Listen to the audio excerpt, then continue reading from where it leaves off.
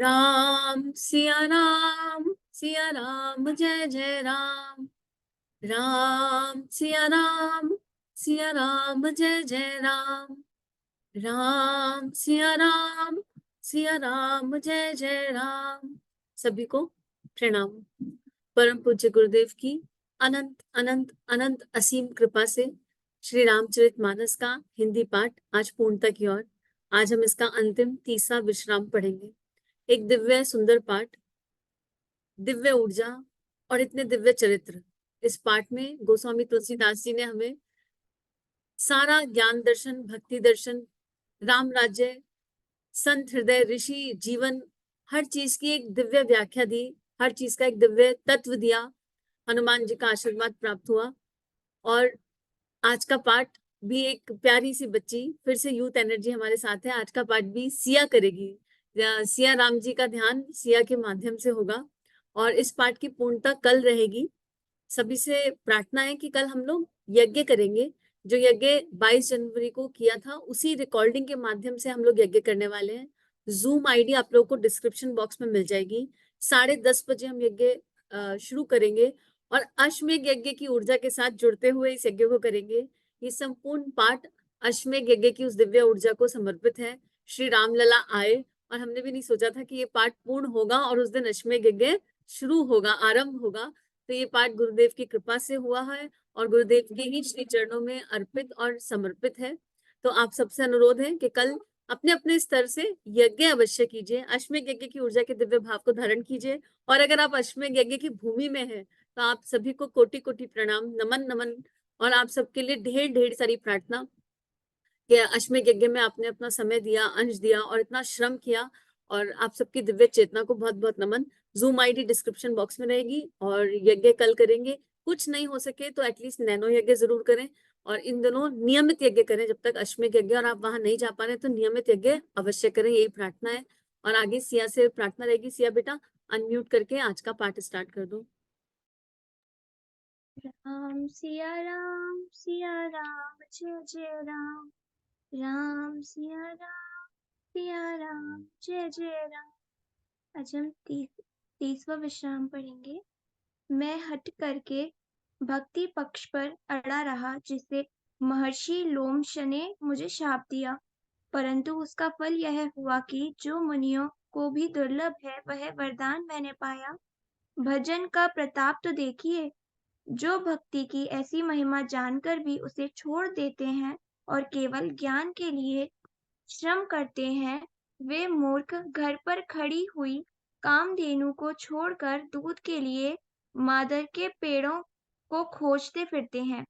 हे पक्षीराज सुनिए, जो लोग श्री हरि की भक्ति को छोड़कर दूसरे उपन्यासों सुख चाहते हैं, वे मूर्ख और जड़ करनी वाले अभागे बिना ही जहाज जहाज के तैरकर महासमुद्र के पार जाना चाहते हैं।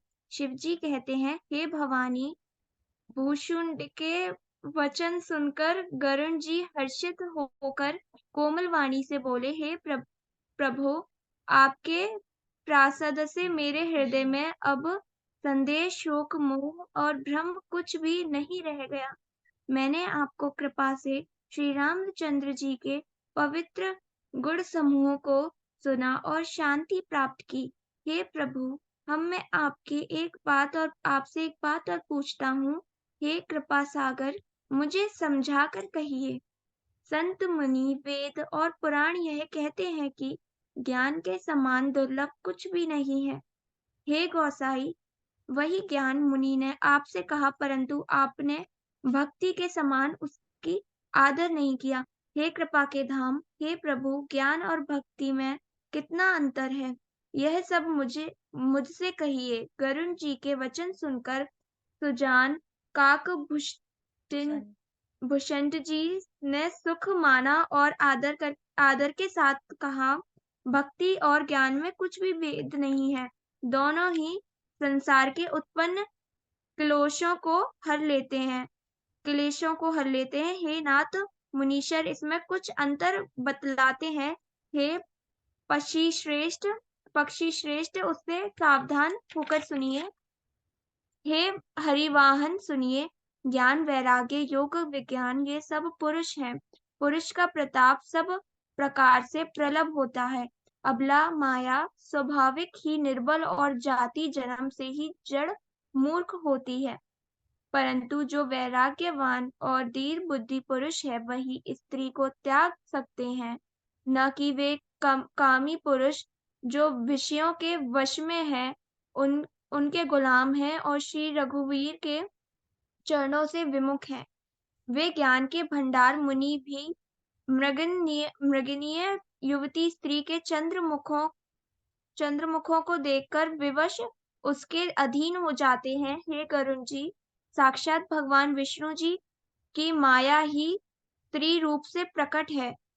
यहाँ मैं कुछ पक्षपात नहीं रखता, वेद पुराण और संतों का मत सिद्धांत ही कहता हूँ।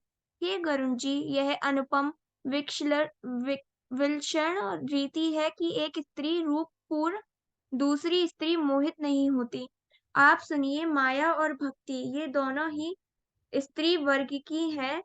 यह सब कोई जानते हैं। फिर श्री रघुवीर को भक्ति प्यारी है, माया बिचारी तो निश्चय ही नाचने वाली नटी निमात्र है। श्री रघुनाथ जी भक्ति विशेष अनुकूल रहते हैं। इससे अत्यंत डरती रहती है। जिसके हृदय में उपमार्हित और उप उपदृहित विशुद्ध राम भक्ति सदा बिना किसी बाधा रोक टोक के बसती है, उसे देखकर माया सकुचा जाती है। उस पर वह अपनी प्रभुता कुछ भी नहीं कर चला सकती। ऐसे विचार कर ही तो विज्ञानी मुनि हैं। वे भी सब सुंझों खानी भक्ति की याचना करते हैं। श्री रघुनाथ जी का यह रहस्य गुप्त मर्म जल्दी कोई भी नहीं जान पाता। श्री रघुनाथ जी की कृपा से इसे जाना जाता है, उसे स्वप्न में मोह नहीं होता। हे सुत चतुर गरुण जी, ज्ञान और भक्ति का भी भेद सुनिए, जिसके सुनने से श्री राम जी के चरणों में सदा अविच्छिन्न एकतार प्रेम हो जाता है। हे तात, यह अतकनीय कहानी वार्ता सुनिए, यह समझते ही बनती है, कहीं नहीं जा सकती।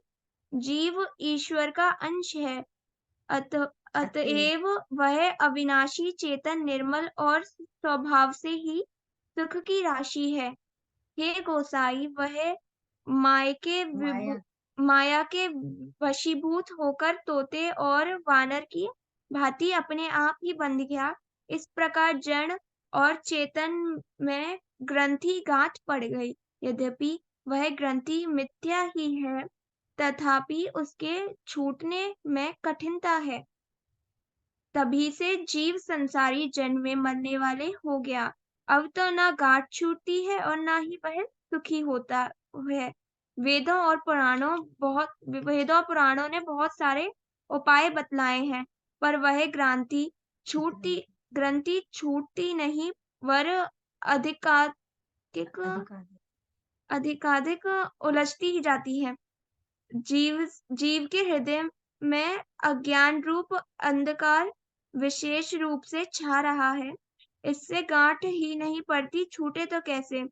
जब कभी इधर ईश्वर ऐसा संयोग, जैसा आगे कहा जाता है, उपस्थित कर देते हैं, तब भी कदाचित ही वह ग्रंथि छूट पाती है।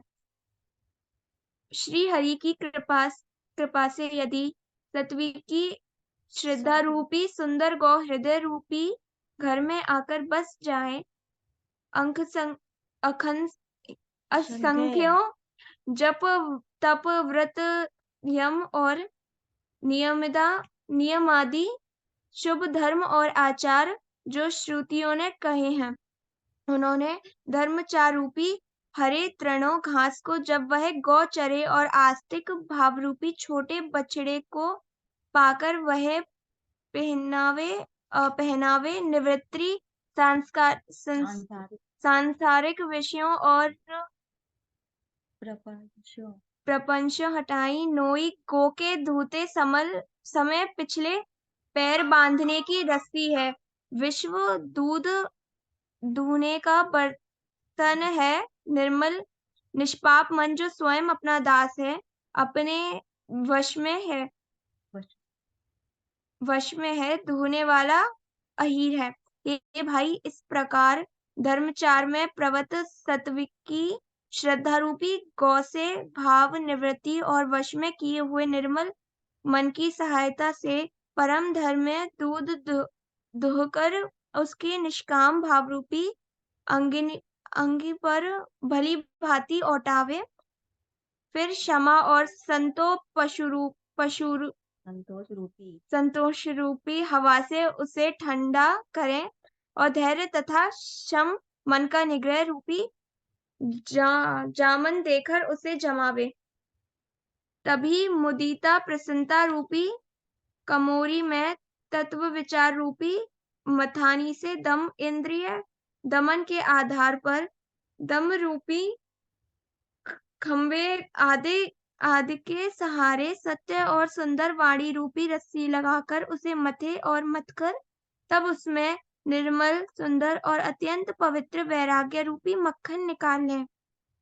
तब योगी रूपी अग्नि प्रकट करके उसमें समस्त शुभाशुभ कर्म रूपी ईंधन लगा दें। सब कर्मों को योगी रूप अग्नि में भस्म कर दें। जब वैराग्य रूपी मक्खन का ममता रूपी मल जल जाए, तब बचे हुए ज्ञान रूपी घी को निश्चयत्मिका बुद्धि से ठंडा करें। जब विज्ञान रूपिणी बुद्धि उस ज्ञान रूपी निर्मल घी को पाकर उससे चित्त रूपी दिए को भरकर समता की दीवट बनाकर उस पर उसे दृढ़ता पूर्वक जमाकर रखें। जागृत स्वप्न और सुषुप्ति तीनों अवस्थाएं और सत्व रज और तम तीनों गुण रूपी कपास से तिरुयाव यथारूपी रुई को निकालकर और फिर उसे संवारकर उसकी सुंदर कड़ी बत्ती बनावे। इस प्रकार तेज की राशि विज्ञानमय दीपक को जलावे, जिसके समीप जाते ही मद आदि सब पतंग जल जाएं।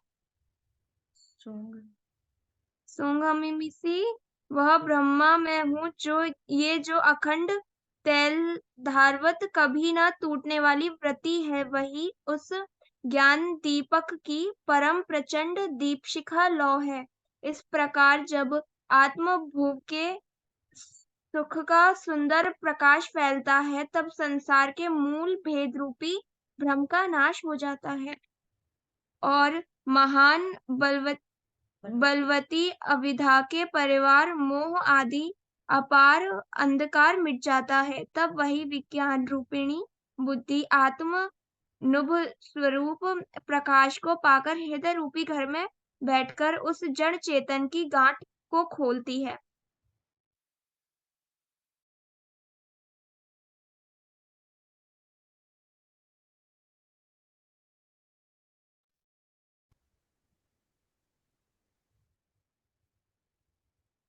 यदि वह विज्ञान रूपिणी बुद्धि उस गांठ को खोलने पावे, तब वह जीव कृतार्थ हो। परंतु हे पक्षीराज गरुण जी, गांठ खोलते हुए जानकर माया फिर अनेकों विघ्न करती है।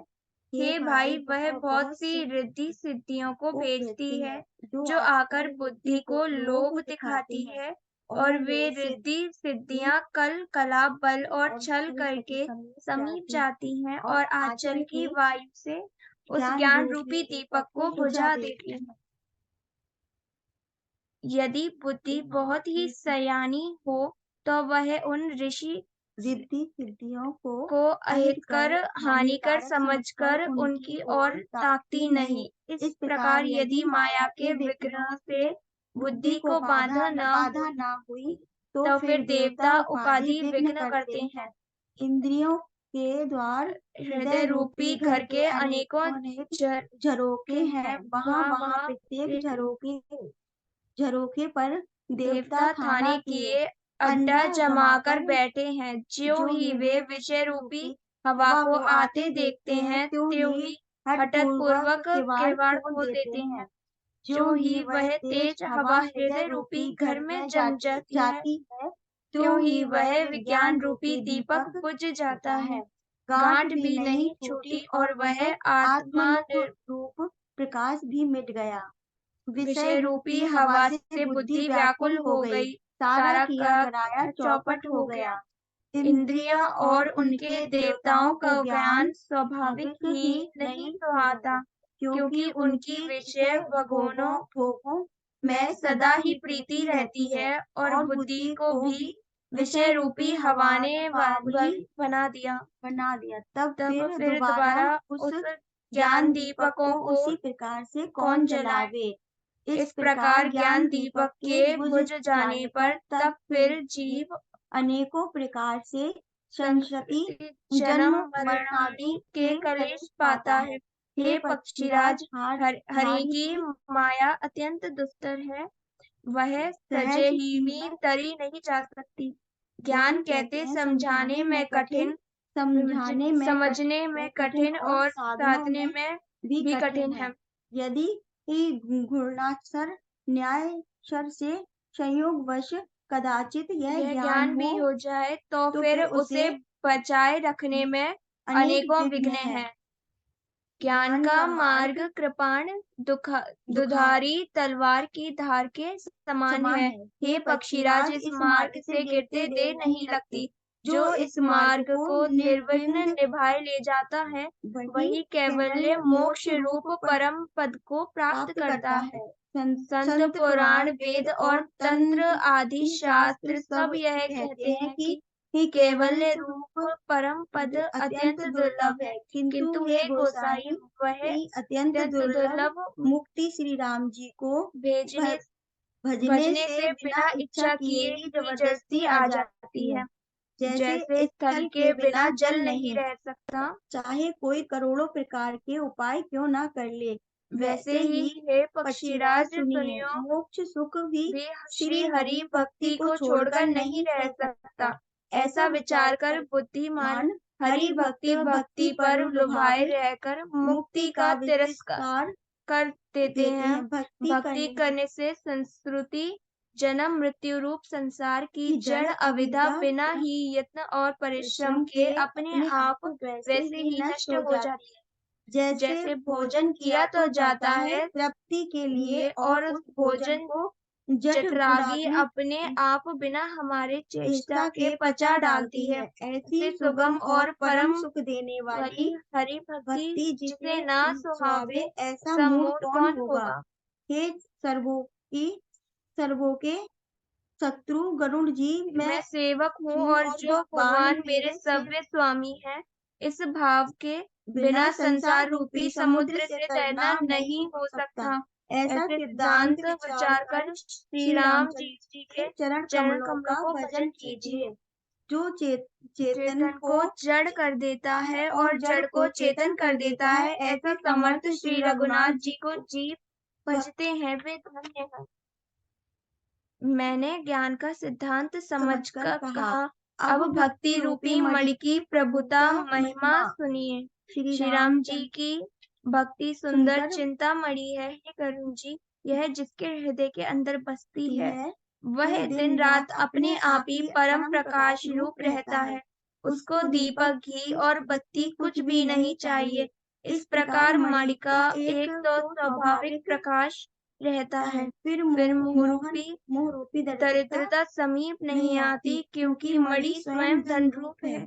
और तीसरे लोभ रूपी हवा उस मणि में दीप को बुझा नहीं सकती, क्योंकि मणि स्वयं प्रकाश रूप है और वह किसी दूसरे की सहायता से प्रकाश करती।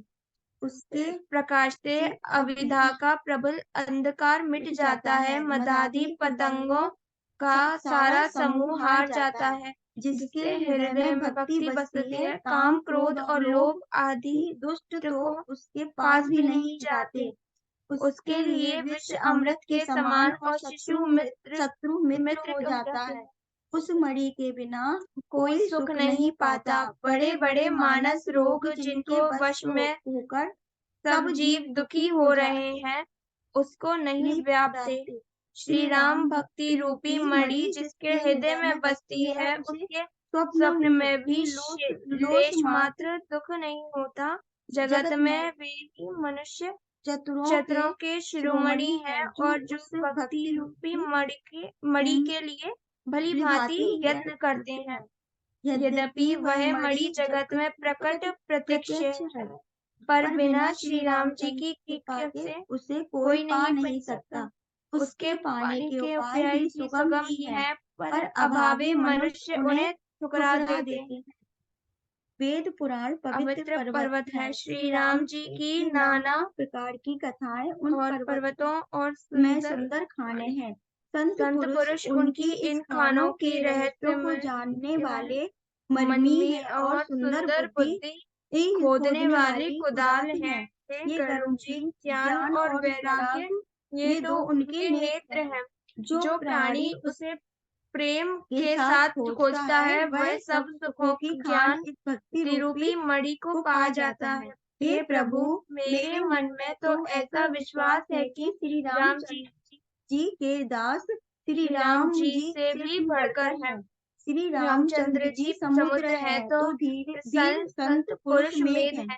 श्री हरि चंदन के वृक्ष हैं तो संत पवन है। सब साधनों का फल सुंदर हरि भक्ति है। उसे संत के बिना किसी ने नहीं पाया।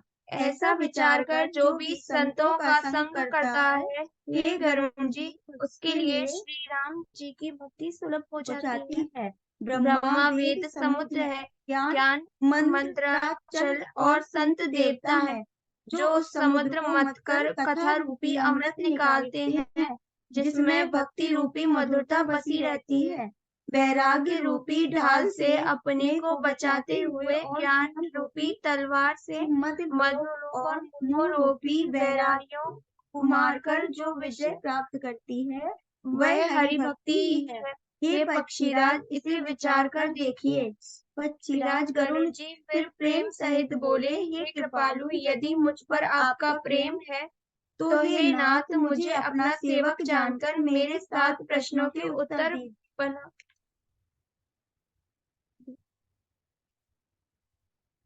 हे नाथ, हे दीन बुद्धि, पहले तो यह बताइए कि सबसे दुर्लभ कौन सा शरीर है, फिर सबसे बड़ा दुख कौन है और सबसे बड़ा सुख कौन है, यह भी विचार कर संक्षेप में ही कहिए।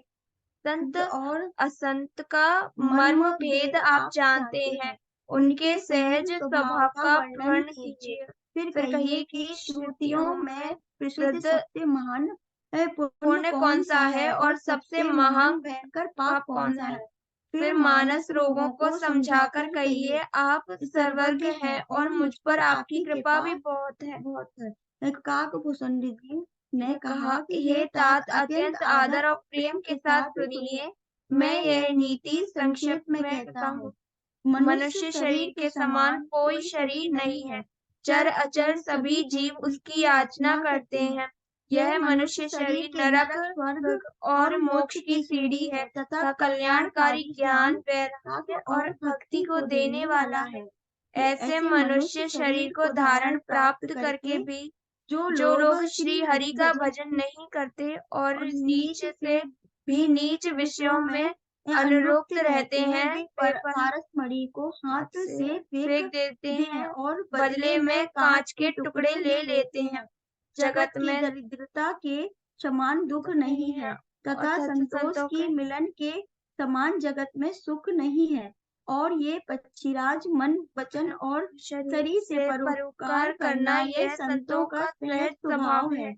संत दूसरों की भलाई के लिए दुख सहते हैं और अभावित असंत दूसरों को दुख पहुंचाने के लिए कृपालु संत भोज के वृक्ष के समान दूसरों के हित के लिए भारी विपत्ति सहते हैं, अपनी खाल तक उधड़वा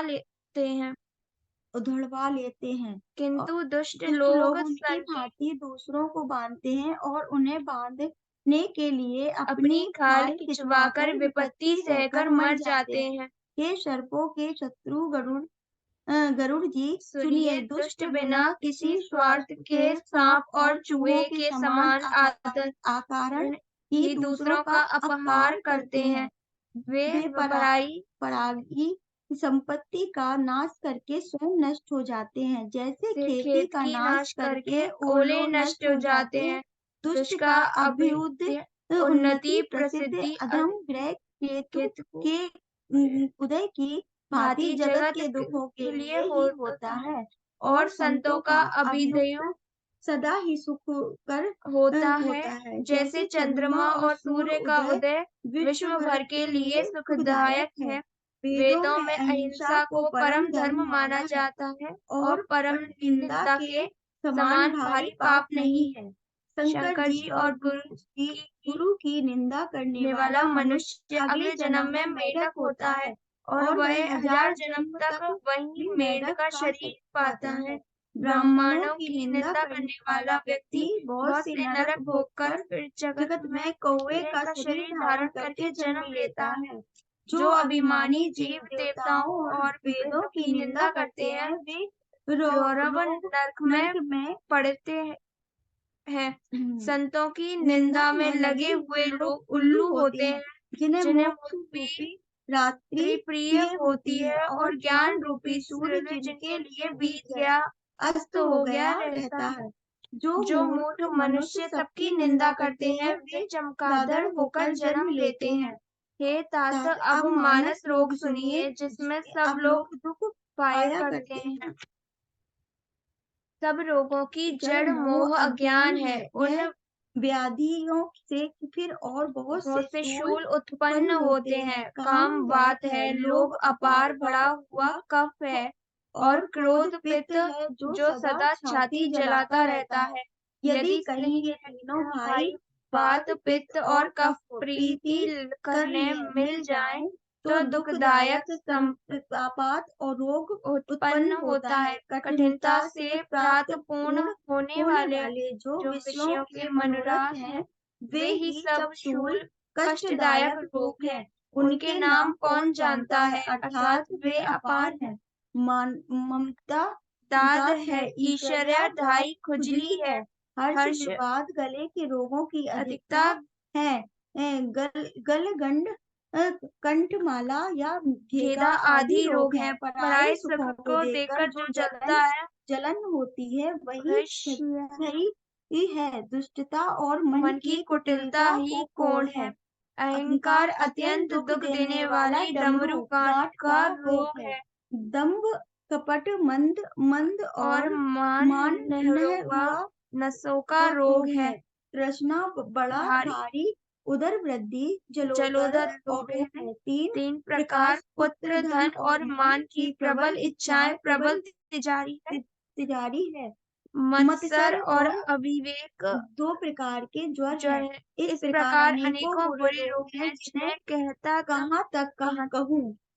एक ही रोगों के वश होकर मनुष्य मर जाते हैं। फिर ये बहुत से अध्याय रोग हैं। ये जीव को निरंतर कष्ट देते रहते हैं। ऐसी दशा में वह समाधि शांति को कैसे प्राप्त करें।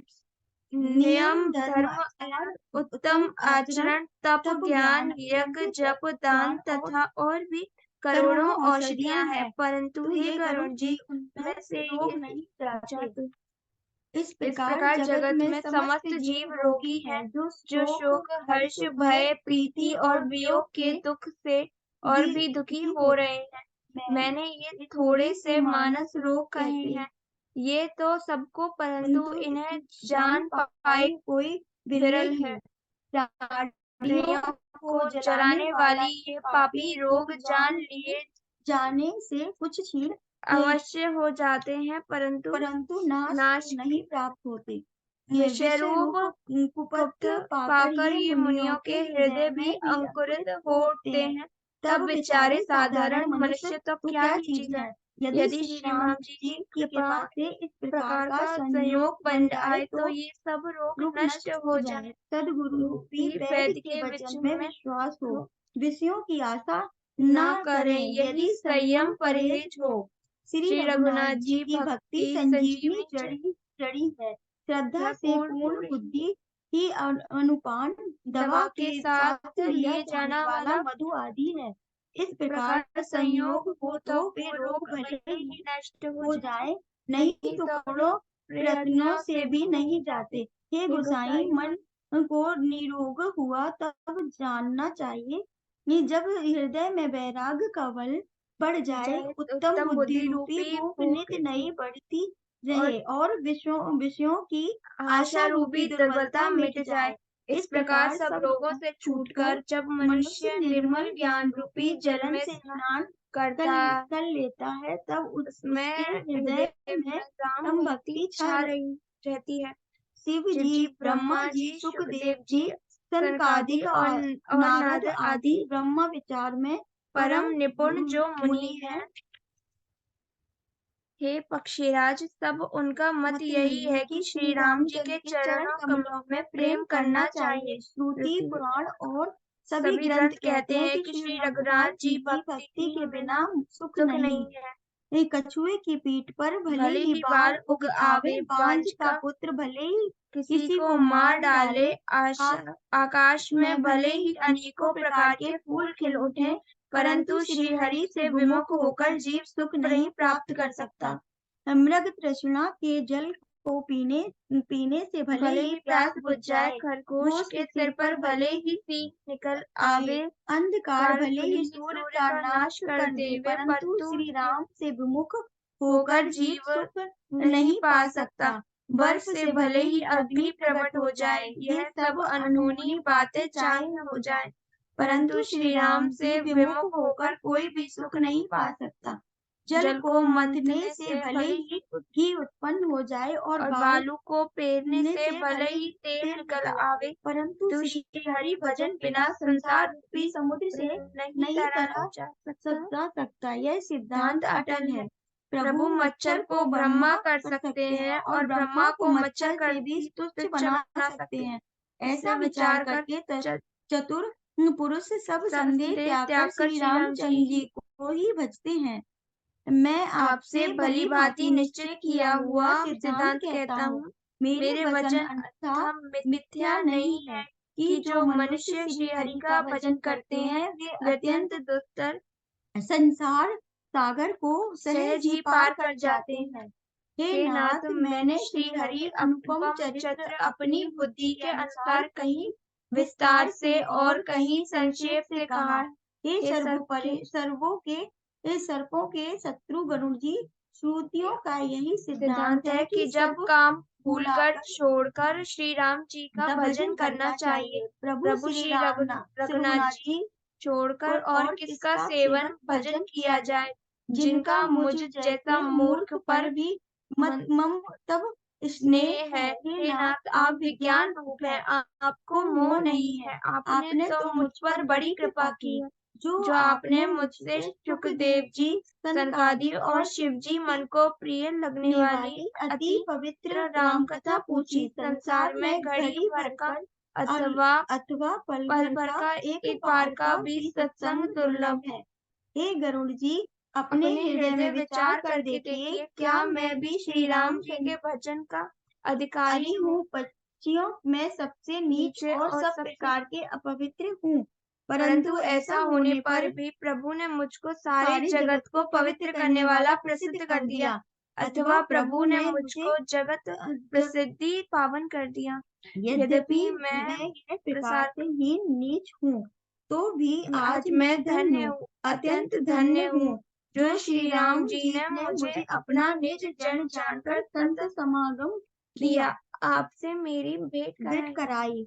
हे नाथ, मैंने अपनी बुद्धि के अनुसार कहा, कुछ भी छिपा नहीं रखा।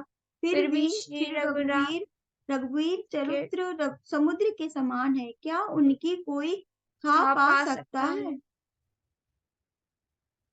श्री रामचंद्र जी के बहुत से गुण समूहों का स्मरण करके सुजान भूषुंड जी का बार हर्षित हो रहे हैं, जिनकी महिमा वेदों के नेति नेति कहकर गाई है, जिनका बल प्रताप और प्रभुत्व सामर्थ्य अतुलनीय है, जिन श्री रघुनाथ जी के चरण शिव जी और ब्रह्मा जी के द्वारा पूज्य है, उनकी मुझ पर कृपा होने उन्हीं परम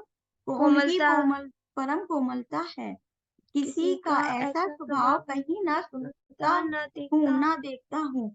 अतः ये पक्षीराज गरुड़ जी, मैं श्री रघुनाथ जी के समान कैसे गिनूं समझूं। साधक सिद्धि जीव मुक्त उदासीन विरक्त कवि विद्वान कर्म रहस्य के ज्ञाता सन्यासी योगी शूरवीर बड़े तपस्वी ज्ञानी धर्म परायण पंडित और विज्ञानी, ये कोई भी मेरे स्वामी श्री राम जी का सेवन भजन किए बिना नहीं कर सकते। उन्हीं श्री राम जी को बार बार नमस्कार करता हूँ, जिनकी शरण जाने पर मुझे जैसे पाप राशि भी शुद्ध पाप रहित हो जाती है। अनगुण अविनाशी श्री राम जी मैं नमस्कार करता हूँ, जिनका नाम जन्म मरण रूपी रोग की अव्यर्थ औषध और तीनों भयंकर पीड़ियों अधिदैविक अधिभौतिक और आध्यात्मिक दुखों को हरने वाला है। वे कृपालु श्री राम जी मुझ पर और आप पर सदा प्रसन्न रहें। भुसुंड जी के मंगलमय वचन सुनकर मैं श्री राम जी के चरणों में उनका अतिशय प्रेम देखकर संदेह से भलीभांति छूटे हुए गरुड़ जी प्रेम सहित वचन बोले। श्री रघुवीर के भक्ति रस में सनी हुई आपकी वाणी सुनकर मैं कृतज्ञ हो गया। श्री राम जी के चरणों में मेरी नवीन प्रीति है हो गई है और माया से उत्पन्न सारी विपत्ति चली गई है।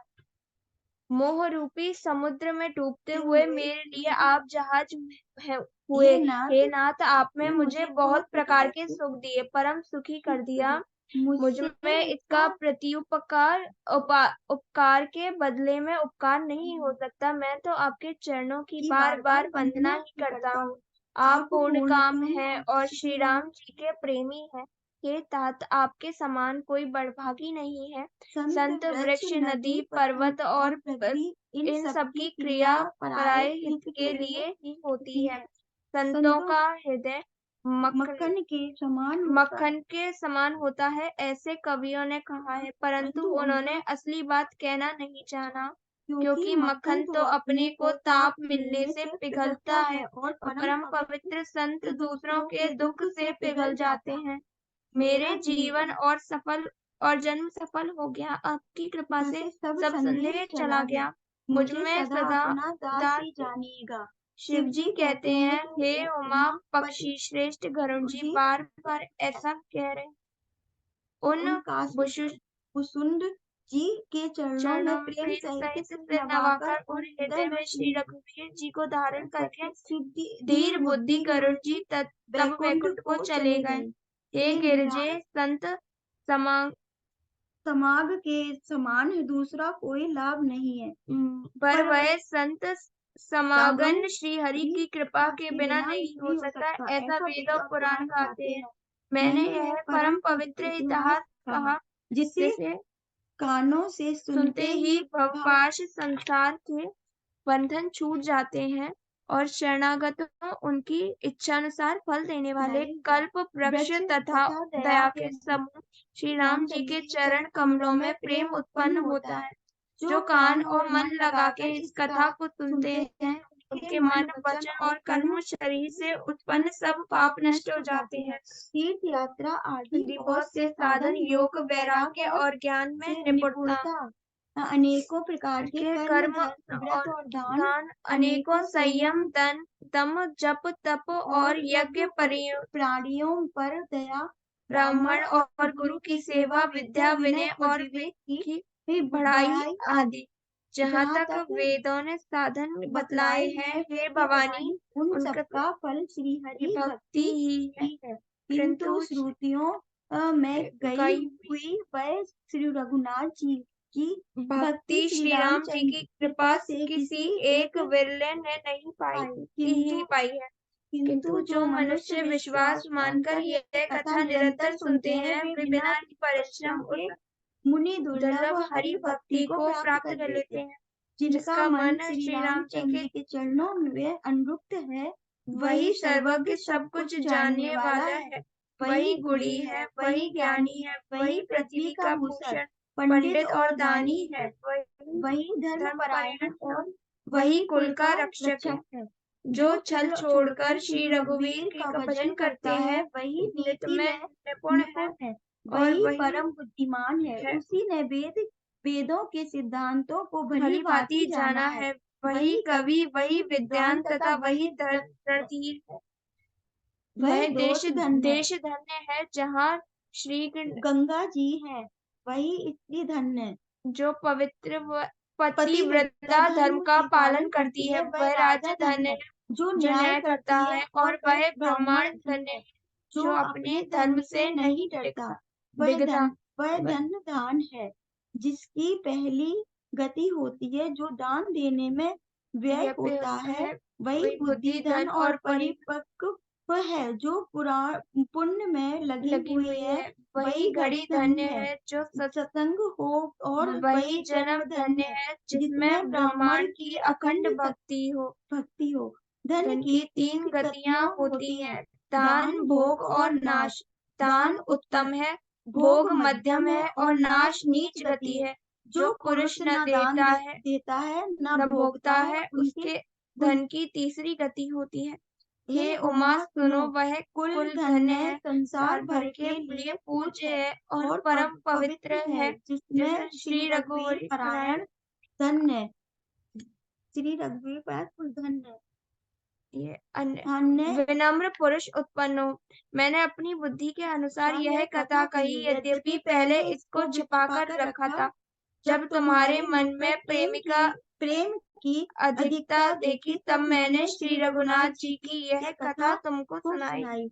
यह कथा उसने न कहनी चाहिए जो शठ दूर हो, हठी स्वभाव के हो, और श्री हरि की लीला को मन लगाकर न सुनते हो। लोभी, क्रोधी और कामी को, जो चराचर के स्वामी श्री राम जी को नहीं बचते, यह कथा नहीं कहनी चाहिए। ब्राह्मणों के द्रोही को यदि वह देवराज इंद्र के समान ऐश्वर्यवान राजा भी हो, तब भी यह कथा कभी नहीं सुनानी चाहिए। श्री राम जी की कथा के अधिकारी वे ही है जिनको संगति अत्यंत प्रिय हो, जिनकी गुरु के चरणों में प्रीति है, वे नीति परायण और ब्राह्मणों के सेवक हैं। वे ही इसके अधिकारी हैं, और उसको तो यह कथा बहुत ही सुख देने वाली है, जिसको श्री रघुनाथ जी प्राण समान प्यारे हैं। जो श्री राम जी के चरणों में प्रेम चाहता हो या मोक्ष पद चाहता हो, वह इस कथा रूपी अमृत को प्रेम पूर्वक अपने कान रूपी दोनों से पिए। हे गिरिजे, मैंने कलयुग के पापों का नाश करने वाली और मन के मल को दूर करने वाली राम कथा का वर्णन किया। यह राम कथा संस्कृति जन्म मरण रूपी रोगों के नाश के लिए संजीवनी जड़ी है। वेद और विद्वान उसको जैसा कहते हैं। इसमें 7 सुंदर सीढ़ियां हैं जो श्री रघुनाथ जी की भक्ति को प्राप्त करके मार्ग हैं, जिस पर श्री हरि की अनंत कृपा होती है, वही इस मार्ग पर पैर रखता है।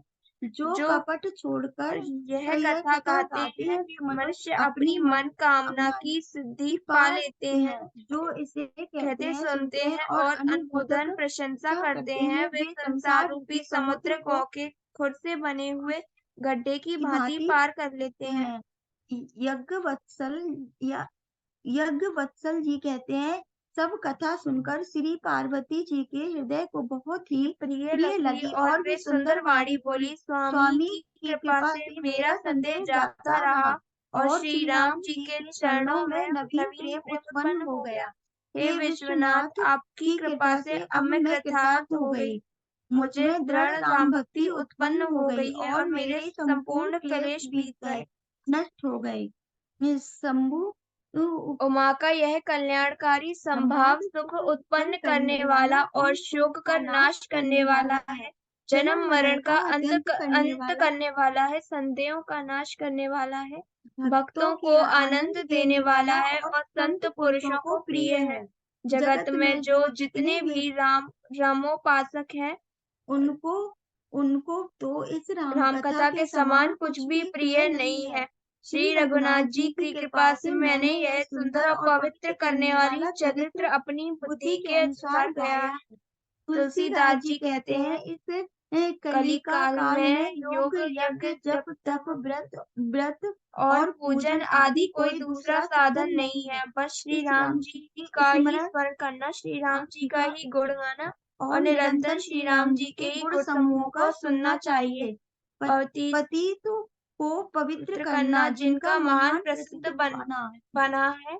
ऐसे कवि वेद संत और पुराण गाते हैं, वे मन कुटिलता त्याग कर उन्हीं को भज।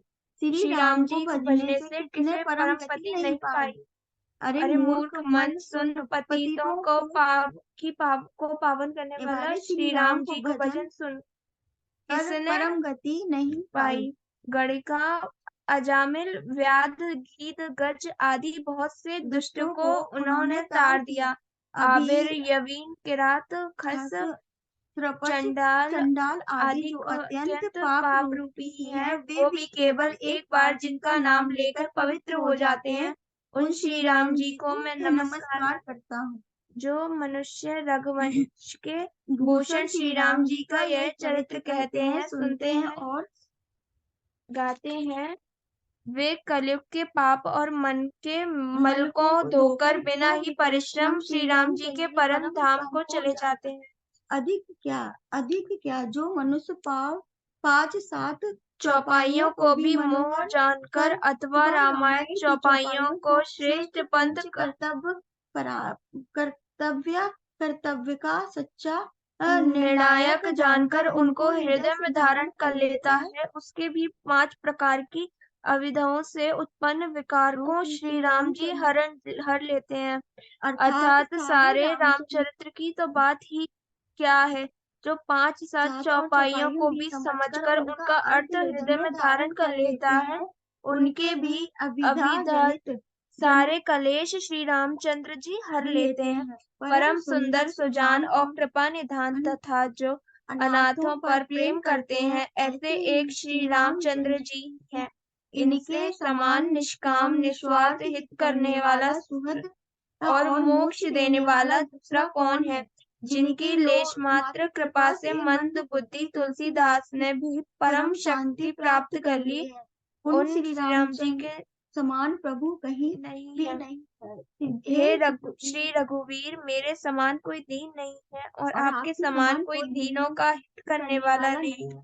ऐसे विचार कर हे रघुवंशमणि, मेरे जन्म मरण के भयानक दुख का हरण कर लीजिए। जैसे कामी को स्त्री प्रिय लगती है और लोभी को जैसे धन प्यारा लगता है, वैसे हो रघुनाथ जी, हे राम जी, आप निरंतर मुझे प्रिय लगिए। श्रेष्ठ कवि भगवान श्री शंकर जी पहले जिस दुर्गम मानस रामायण की श्री राम जी के चरण कमलों में नित्य निरंतर अनन्य भक्ति प्राप्त होने के लिए रचना की है, उस मानस रामायण श्री रघुनाथ जी के नाम निरंतर मानकर अपने अंधकार को मिटाने के लिए तुलसीदास जी ने इस मानस के रूप में भाषाबद्ध किया। यह श्री रामचरितमानस पुण्य रूप पापों का हरण करने वाली, सदा कल्याणकारी, विज्ञान और भक्ति को देने वाला, माया मोह और मल का नाश करने वाला, परम निर्मल प्रेम रूपी जल से परिपूर्ण तथा मंगलमय है। जो मनुष्य भक्ति पूर्वक इस मान सरोवर से गोता लगाता है, वे संसार रूपी सूर्य की अति प्रचंड किरणों से नहीं जलते। राम सिया राम जय जय राम, राम सिया राम जय जय राम सिया राम जय जय राम, राम सिया राम जय जय राम। सभी को प्रणाम। आज श्री रामचरितमानस पूर्ण हुआ और इतना दिव्य सुंदर प्रसंग, माँ बेटी की दिव्य जोड़ी और एक लर्निंग कि हम अपने बच्चों को ऐसे ही सिखाएं। हिंदी छूट गई है, पर हिंदी हमारी दिव्य मातृभाषा है, और अगर माता पिता सहयोग करेंगे तो बच्चे निश्चित सीख जाएंगे, जानेंगे, समझेंगे। तो ये एक उदाहरण भी है कि बच्चों को क्योंकि बचपन से नहीं बताया और सबको जेंटलमैन बनाना है, तो इंग्लिश के पीछे तो सब भागे, हिंदी को भूल गए। लेकिन हिंदी हमारी मातृभाषा है, हमारे सारे धर्म ग्रंथ हिंदी में लिखे हैं, उसके पीछे कोई कारण होगा। संस्कृत देववाणी है, देववाणी से हिंदी भाषा का जन्म हुआ है। तो अगर माता पिता सहयोग करेंगे तो बच्चे अवश्य समझेंगे भी, पढ़ेंगे भी, जानेंगे भी।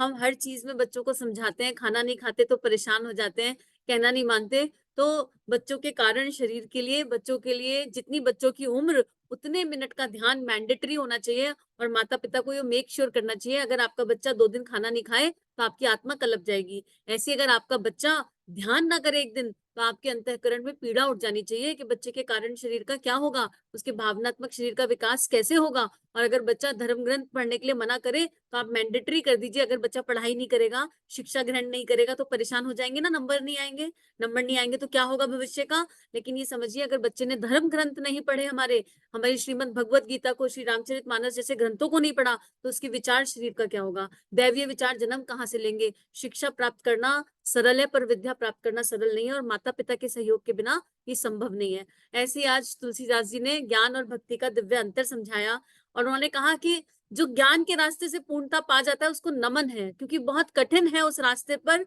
जगह जगह रिस्क है। ये ऐसा है कि जब दिया जगाना हो तो बाती भी चाहिए, तेल भी चाहिए, कोई चीज कम नहीं होनी चाहिए, और दिया जगाने के लिए एक हाथ भी चाहिए और एक पात्र भी चाहिए जिसमें घी डाला जा सके। कोई भी एक चीज इधर उधर हो गई थोड़ी तो गड़बड़ हो जाएगी। लेकिन भक्ति स्वयं प्रकाशित मणि है, क्योंकि वो परमात्मा से आ रही है, परमात्मा का स्वयं प्रकाशित प्रकाश है। उसमें कुछ करना नहीं है, नाम जप करना है, स्मरण। नाम जप का मतलब है चिंतन। हमारी भावनाएं हर समय हमारे इष्ट पर टिकी रहें।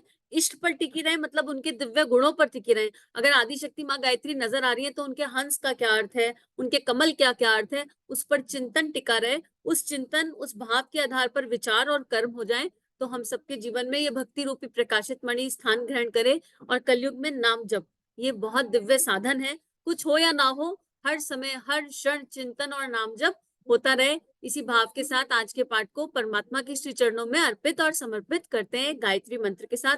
परम पूज्य गुरुदेव वंदे माता जी को बहुत बहुत आभार। उनकी कृपा के बिना ये संभव नहीं था। और कल से जो यज्ञ शुरू हो रहा है उसमें सभी से प्रार्थना के मन से, भाव से वहां जुड़ जाइए, और हर समय हर क्षण अनुभव कीजिए कि हम वही हैं। बस हम देह से जा पाए या नहीं जा पाए वो गुरु इच्छा, लेकिन हम वही हैं हर क्षण, हर पल। और पल के भी हर पल में हमारा चिंतन उन सब साथियों के लिए है जिन्होंने वहां पर अनन्य श्रमदान किया है। इस भाव से गायत्री मंत्र: ओम भूर्भुवः स्वः तत्सवितुर्वरेण्यं भर्गो देवस्य धीमहि धियो यो नः प्रचोदयात्। सभी को पुनः पुनः प्रणाम। जय सिया राम।